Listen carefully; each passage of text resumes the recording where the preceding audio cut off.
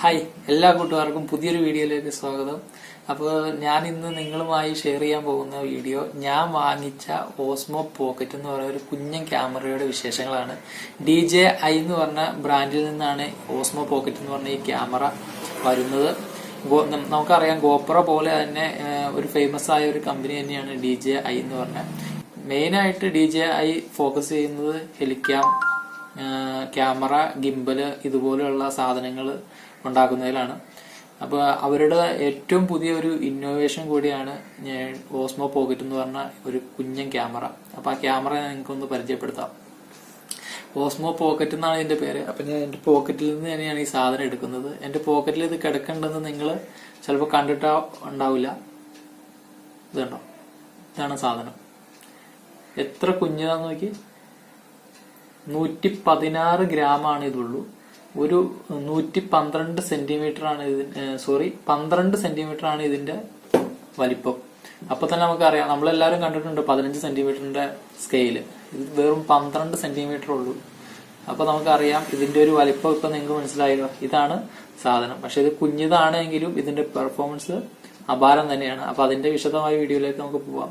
അപ്പൊ ഞാനിത് വാങ്ങിയത് ബാങ്കുഡിൽ നിന്നാണ്. ബാങ്കുഡിൽ നിന്ന് കേൾക്കുമ്പോൾ കുറച്ച് പേർക്ക് ഒരു പേടി ഉണ്ടാവും, കസ്റ്റംസ് ഡ്യൂട്ടി കൊടുക്കേണ്ടി വരില്ലേ, അങ്ങനെ കൊടുത്താൽ അവിടെ നിന്ന് വാങ്ങുന്നത് നഷ്ടമല്ലേ എന്നൊക്കെ ഉണ്ടാവും. അപ്പൊ അതിനെ കുറിച്ചുള്ള വിശദ വിവരങ്ങൾ ഞാൻ ഈ വീഡിയോയിൽ പറയുന്നുണ്ട്. അതിനു മുമ്പ് നമുക്ക് ഈ ക്യാമറയുടെ ഫീച്ചേഴ്സ് ഒക്കെ നോക്കാം. ക്യാമറ ഫീച്ചേഴ്സ് നോക്കിയിട്ടാണല്ലോ വാങ്ങണോ വേണ്ടതെന്ന് തീരുമാനിക്കേണ്ടത്. അപ്പൊ ഇതിന്റെ ഫീച്ചേഴ്സിലേക്കൊക്കെ പോവാം. ഇതുപോലെ ഒരു പാക്കിലാണ് ഇത് വരുന്നത്. ഇത് ഞാൻ ഓൾറെഡി അൺബോക്സ് ചെയ്തതാണ്. നമുക്ക് ഈ ബോക്സിൽ കിട്ടുന്നത് ഇത്രയാണ്. ഒരു ക്യാമറ സൂക്ഷിക്കാൻ പറ്റിയ ഒരു പൗച്ച്, ഒരു USB കേബിള്, ഐഫോണിന്റെയും സാധാ ഫോണുകളുടെയും ഒരേ അഡാപ്റ്റർ, പിന്നെ ഒരു ക്യാമറ. ഇത്രയാണ് ഈ ബോക്സിൽ വരുന്നത്. അപ്പൊ ഈ അഡാപ്റ്റർ എന്തിനാന്ന് വെച്ച് കഴിഞ്ഞാൽ നമുക്ക് ഈ ക്യാമറ ഫോണുമായിട്ട് കണക്ട് ചെയ്യാൻ പറ്റും. ഫസ്റ്റ് ടൈം ഇത് യൂസ് ചെയ്യണമെങ്കിൽ തന്നെ നമ്മൾ DJIയുടെ മിമോ എന്ന് പറഞ്ഞിട്ട് ഒരു ആപ്ലിക്കേഷൻ ഉണ്ട്. ആ ആപ്ലിക്കേഷൻ നമ്മൾ ഫോണിൽ ഡൗൺലോഡ് ചെയ്തിട്ട് അതുവഴി രജിസ്റ്റർ ചെയ്താൽ മാത്രമാണ് ക്യാമറ ഉപയോഗിക്കാൻ പറ്റുള്ളൂ. അതുപോലെ തന്നെ രജിസ്റ്റർ ചെയ്താൽ മാത്രമാണ് നമുക്ക് 1 ഇയർ ഗ്യാരണ്ടിയും കൂടി കിട്ടത്തുള്ളൂ. അപ്പോൾ ഇത് ഫോണായിട്ട് കണക്ട് ചെയ്യാനായിട്ട് നമുക്ക് ഇവിടെ ഒരു സ്ലോട്ട് ഉണ്ട്. ഈ സ്ലോട്ട് നമുക്ക് ഇങ്ങനെ ഊരിയിട്ട് നമ്മൾ ഏത് ഫോണാണോ ഉപയോഗിക്കുന്നത്, ഐഫോൺ ആണെങ്കിൽ ഈ അഡാപ്റ്ററും മറ്റുള്ള ഫോണാണെങ്കിൽ ഈ അഡാപ്റ്ററും ഉപയോഗിച്ചാണ് കണക്ട് ചെയ്യുന്നത്. ഇത് കണക്ട് ചെയ്യാൻ വേറെ ഒന്നുമില്ല, ജസ്റ്റ് ഇതിങ്ങനെ കൊണ്ട് കയറ്റി വെച്ചാൽ മതി.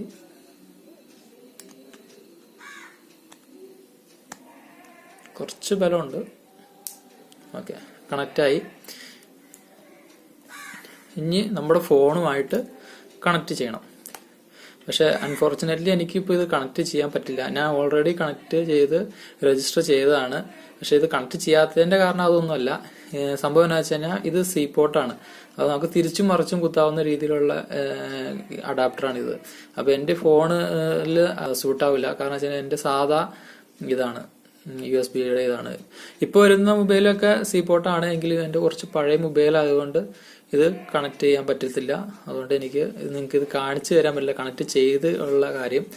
കണക്ട് ചെയ്ത വേറെ ഒന്നുമില്ല, നമുക്ക് ഇവിടെ ഇതിന്റെ കുഞ്ഞു ഡിസ്പ്ലേ കാണുന്നത് ഫോണിൽ വലുതായിട്ട് കാണാൻ പറ്റും. ആ ഒരു പ്രത്യേകത മാത്രമേ ഉള്ളൂ. അപ്പൊ ഞാനിത് ഓൾറെഡി ഒരു രജിസ്റ്റർ ചെയ്തതാണ്. എന്റെ ഫ്രണ്ടിന്റെ മൊബൈൽ വെച്ച് ഇത് ഞാൻ രജിസ്റ്റർ ചെയ്തു. അതുകൊണ്ട് എനിക്ക് ഈ ക്യാമറ ഉപയോഗിക്കുന്നതിന് കുഴപ്പമൊന്നുമില്ല. ബാറ്ററി ഇൻബിൽറ്റ് ആണ്. 850 mAh ബാറ്ററി ആണെന്നാണ് എനിക്ക് തോന്നുന്നത്. ജസ്റ്റ് ഞാൻ വിട്ടുപോയി, ചെക്ക് ചെയ്യണം. പിന്നെ ഇവിടെയാണ് നമ്മുടെ മെമ്മറി കാർഡ് ഇടുന്നത്. 256 GB വരെയുള്ള മെമ്മറി കാർഡ് സപ്പോർട്ടാണ്. ഫോണിന്റെ ഡിസ്പ്ലേയിൽ എനിക്ക് കാണിച്ചു തരാൻ പറ്റാത്തതുകൊണ്ട് ഞാൻ ഈ അഡാപ്റ്റർ ഒന്ന് ഊരി വയ്ക്കുകയാണ്. ഈ അഡാപ്റ്റർ ഊരി വെച്ചിട്ട് ഈ കേസ് തന്നെ അടിച്ചു വയ്ക്കണമെന്നില്ല. ഈ അഡാപ്റ്റർ തന്നെ നമുക്ക് ജസ്റ്റ് തിരിച്ച് ഇങ്ങനെ കയറ്റി വെക്കാം. അപ്പോൾ നമ്മൾ യൂസ് ചെയ്യുന്ന അഡാപ്റ്റർ ഏതാണോ അത് നിങ്ങൾ സ്ഥിരം ഇങ്ങനെ കൊണ്ടുപോയി നടന്നാൽ മതി. ബാക്കി രണ്ടും സേഫായിട്ട് എവിടെയെങ്കിലും എടുത്തു വെച്ചേർന്നാൽ മതി. നമുക്കിത് ജസ്റ്റ് ഒന്ന് ഓണാക്കി നോക്കാം.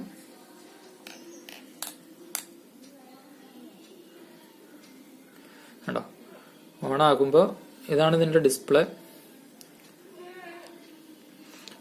ഈ ഡിസ്പ്ലേയുടെ മുകളിൽ നിന്നും ഇങ്ങനെ സ്വൈപ്പ് ചെയ്യുമ്പോൾ നമുക്ക് സെറ്റിംഗ്സ് കിട്ടും. അതിൻ്റെ അത് നമുക്ക് ബാറ്ററി എത്ര ബാലൻസ് ഉണ്ട്, കാലിബ്രേഷൻ, അതുപോലെ ടിൽറ്റ്, ഓട്ടോ പവർ ഓഫ്, അങ്ങനെ കുറച്ച് ഓപ്ഷൻസ് ഒക്കെ അതിൻ്റെ അത് കൊടുത്തിട്ടുണ്ട്. അതുപോലെ മെമ്മറി കാർഡിലെ സ്റ്റോറേജ്, ആക്സസറീസ്, അങ്ങനെ കുറച്ച് കൊടുത്തിട്ടുണ്ട്. അതുപോലെ നമ്മൾ താഴത്തുനിന്ന് മുകളിലോട്ടേക്ക് ടിൽറ്റ് ചെയ്യുമ്പോൾ ഇത് കുറച്ച് ഓപ്ഷൻ ഉണ്ട്. അവിടെ നമുക്ക് ടിൽറ്റ് ലോക്ക് ചെയ്യാം, അതുപോലെ FP മോഡിലിടാം, ഫോളോ എന്ന് പറഞ്ഞ ഒരു മോഡുണ്ട്, അതൊക്കെ ഞാൻ വിശദമായിട്ട് പറഞ്ഞുതരാം. പിന്നെ സെൽഫിയിലേക്ക് എടുക്കാനായിട്ട് സെൽഫി ക്യാമറ ആക്കാം, അങ്ങനെ കുറച്ച് ഓപ്ഷൻസ്.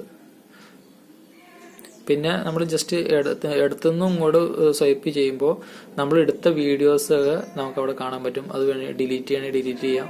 വലത്തുനിന്നും ഇങ്ങോട്ട് സ്വൈപ്പ് ചെയ്യുമ്പോൾ നമ്മുടെ video, photo, slow motion, time lapse, panorama, ഇങ്ങനെ എല്ലാ മോഡും നമുക്ക് സെറ്റ് ചെയ്യാൻ പറ്റും.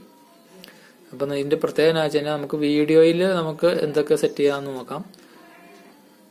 ഇതിൽ വീഡിയോയിൽ നമുക്ക് 4K 25 FPS ഷൂട്ട് ചെയ്യാം, 30 ഷൂട്ട് ചെയ്യാം, 50 ഷൂട്ട് ചെയ്യാം, 60 ഷൂട്ട് ചെയ്യാം. ഇത്രയും നമുക്ക് ഷൂട്ട് ചെയ്യാൻ പറ്റും. അതുപോലെ ഫുൾ HD നമുക്ക് ഈ പറഞ്ഞ എല്ലാ രീതിയിലും നമുക്ക് ഷൂട്ട് ചെയ്യാൻ പറ്റും. 60 വരെ ഉള്ള FPS ഷൂട്ട് ചെയ്യാൻ പറ്റും. ടൈം ലാപ്സ് ഉണ്ട്, അതുപോലെ മോഷൻ ലാപ്സ് എന്ന് പറഞ്ഞ ഒരു സെറ്റിംഗ്സ് കൂടി ഉണ്ട്, രണ്ടിലും ഷൂട്ട് ചെയ്യാൻ പറ്റും. പിന്നെ ഇതിലുള്ള ഒരു ഓപ്ഷനാണ് സ്ലോ മോഷൻ. സ്ലോ മോഷനിൽ നമുക്ക് ഷൂട്ട് ചെയ്യാൻ പറ്റും. 4x വരെയും ഇത് ഷൂട്ട് ചെയ്യാൻ പറ്റും. ഇതിലുള്ള ഒരു മറ്റൊരു പ്രത്യേകതയാണ് ഫേസ് ട്രാക്കിംഗ് എന്ന് പറഞ്ഞ സംഭവം. ഫേസ് ട്രാക്കിംഗ് അല്ല, എന്തൊരു ഒബ്ജക്റ്റ് ആയാലും അത് ട്രാക്ക് ചെയ്യും. അപ്പൊ നമ്മളിത് സെറ്റ് ചെയ്ത് കഴിഞ്ഞ് കഴിഞ്ഞാൽ നമ്മൾ ആ ഒബ്ജക്റ്റ് പോണ അനുസരിച്ച് ഇത് ട്രാക്ക് ചെയ്തുകൊണ്ടിരിക്കും. ഇത്രയൊക്കെയാണ് ഈ ക്യാമറയുടെ ഫീച്ചേഴ്സ്. ഇത് കൂടാണ്ട് ഒരുപാടുണ്ട്. അപ്പോൾ മെയിൻ ആയിട്ടുള്ള ഫീച്ചേഴ്സ് ഒക്കെ ഇതൊക്കെയാണ്. അപ്പോൾ നമുക്ക് ഇതിന്റെ വിഷ്വൽസ് ഒക്കെ നമുക്കൊന്ന് ജസ്റ്റ് ഒന്ന് ഞാൻ ഷൂട്ട് ചെയ്തത് ജസ്റ്റ് നമുക്കൊന്ന് കണ്ടുനോക്കാം.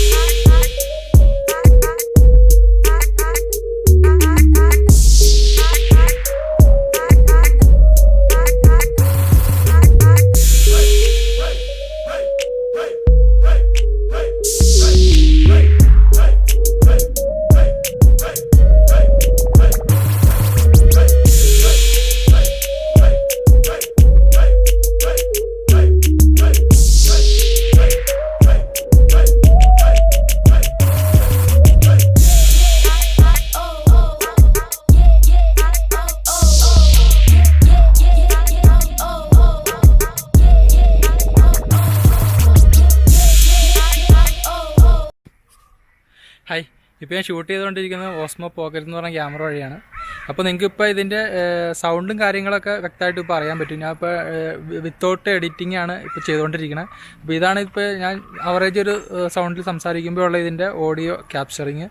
അപ്പോൾ ഇനി ഞാൻ ഇത് വെച്ച് ജസ്റ്റ് സ്പീഡിൽ നടന്ന് കാണിച്ചു തരാം ഇതിൻ്റെ ഒരു ഷേക്കും കാര്യങ്ങളും. അപ്പോൾ നിങ്ങൾക്ക് അതിൽ നിന്ന് മനസ്സിലാക്കാൻ പറ്റും.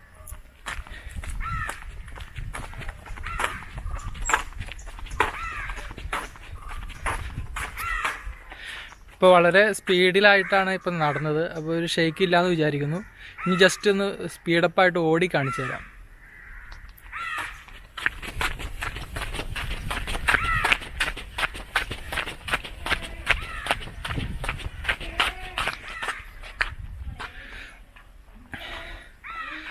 എങ്ങനെയുണ്ട് കിടുവല്ലേ? ഷേക്കും കാര്യങ്ങളും ഇല്ലയെന്ന് വിചാരിക്കുന്നു. പിന്നെ ഇതിൻ്റെ കൂടുതൽ പെർഫോമൻസ് അറിയണമെങ്കിൽ ഇത് കൂടുതൽ യൂസ് ചെയ്താൽ അറിയാൻ പറ്റുള്ളൂ.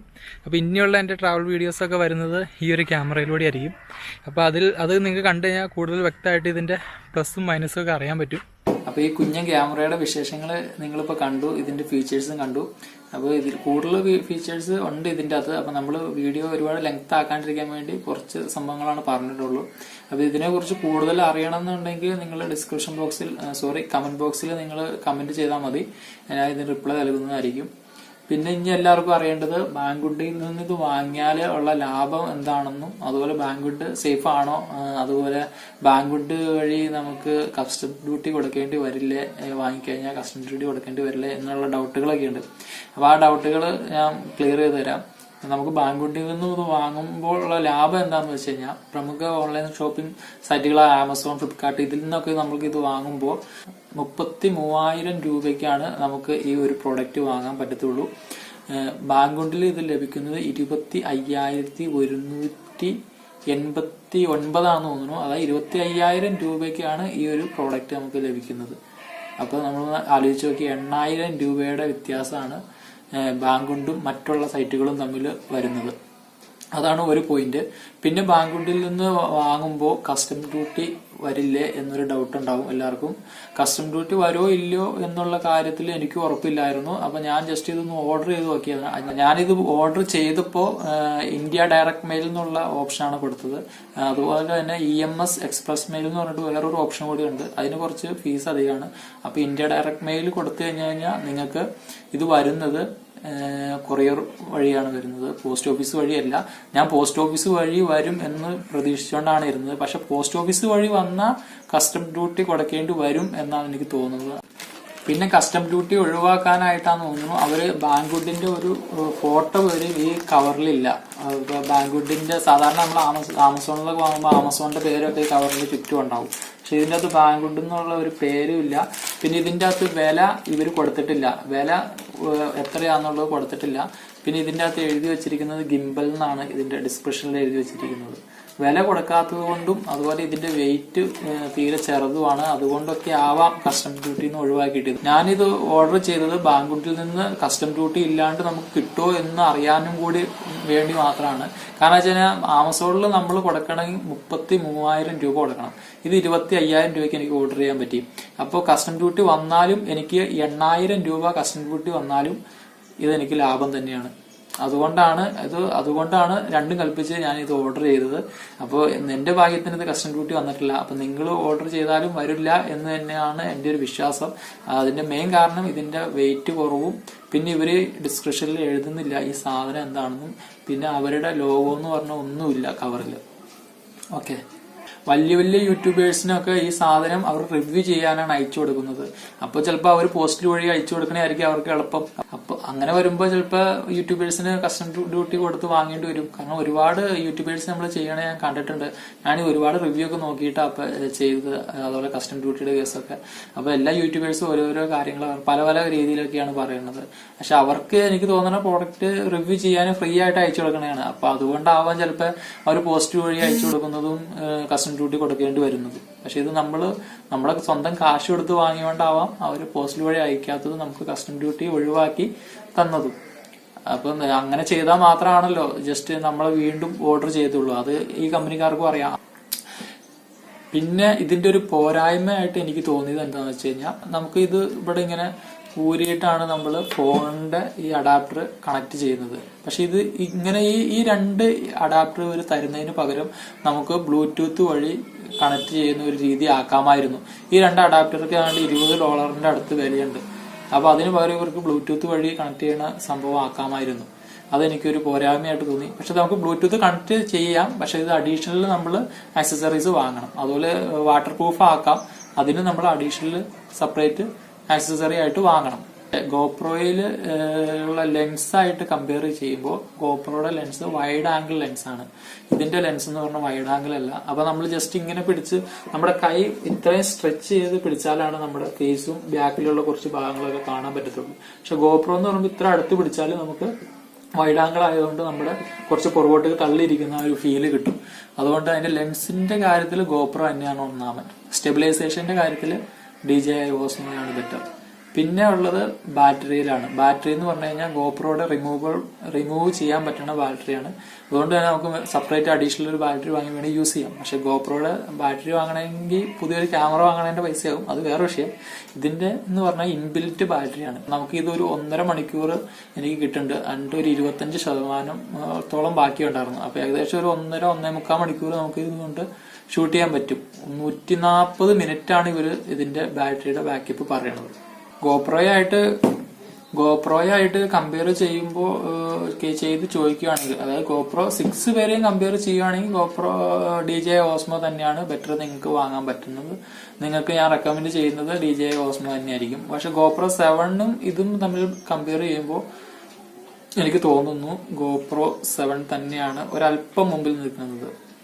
പിന്നെ എന്തുകൊണ്ടാണ് ഞാനിത് ചൂസ് ചെയ്തതെന്ന് വെച്ച് കഴിഞ്ഞാൽ DJI എന്ന് പറഞ്ഞാൽ അവരുടെ ഏറ്റവും പുതിയ ഒരു ഇന്നോവേഷൻ കൂടിയാണ് ഈ സംഭവം. കാരണം ഇത്രയും ഹാൻഡി ആയിട്ടുള്ള ഇത്രയും ചെറിയൊരു സാധനം കണ്ടപ്പോൾ അതിനോടൊരു ആഗ്രഹം, എല്ലാവർക്കും അങ്ങനെ ഒരു ആഗ്രഹം ഉണ്ടാവും. പിന്നെ ഇതിന്റെ സ്റ്റെബിലൈസേഷന്റെ കാര്യം ടോപ്പാണ്, അത് വേറെ കാര്യം. പിന്നെ ഇതെല്ലാത്തിലും ഉപരി 25,000 രൂപയ്ക്ക് എനിക്ക് കിട്ടി. ഗോപ്രോയുടെ വില എന്ന് പറഞ്ഞു കഴിഞ്ഞാൽ 33 തന്നെ വരും. ഏകദേശം ഇവിടെ നമുക്ക് GoPro കിട്ടുന്നതും ഇത് കിട്ടുന്നതും സെയിം റേറ്റ് തന്നെയാണ്. അതുകൊണ്ടാണ് GoPro Hero 7 ബ്ലാക്ക് ആയിട്ട് കമ്പയർ ചെയ്യുന്നത്. അപ്പോൾ ഏറ്റവും മെയിൻ ആയിട്ടുള്ള ഒരു കാരണം അതാണ്. 25,000 രൂപയ്ക്ക് എനിക്കിത് ഓർഡർ ചെയ്യാൻ പറ്റി. അപ്പോൾ അങ്ങനെ നോക്കുമ്പോൾ എന്നെ സംബന്ധിച്ച് ഇത് തന്നെയാണ് ബെറ്റർ. അപ്പോൾ ട്രാവൽ ചെയ്യുന്ന ഏതൊരു കൂട്ടുകാർക്കും ഈ ഒരു റിവ്യൂ ഇഷ്ടപ്പെട്ടു എന്ന് വിചാരിക്കുന്നു. കാരണം ട്രാവൽ ചെയ്യുന്ന എല്ലാവർക്കും ഉപയോഗിക്കാൻ പറ്റിയ ഒരു അടിപൊളി സാധനം തന്നെയാണ് DJI Osmo Pocket. അപ്പൊ ഇന്നത്തെ വീഡിയോ നിങ്ങൾക്ക് എല്ലാവർക്കും ഇഷ്ടപ്പെട്ടു എന്ന് വിചാരിക്കുന്നു. ഇഷ്ടപ്പെട്ടാൽ നിങ്ങൾ ലൈക്ക് ചെയ്യുക, ഇഷ്ടപ്പെട്ടില്ലെങ്കിൽ ഡിസ്ലൈക്ക് ചെയ്തേക്കുക. അപ്പോൾ നല്ലൊരു ട്രാവൽ വീഡിയോ ആയി നമുക്ക് വീണ്ടും കാണാം. അതുവരെയും this is Sebeer signing out.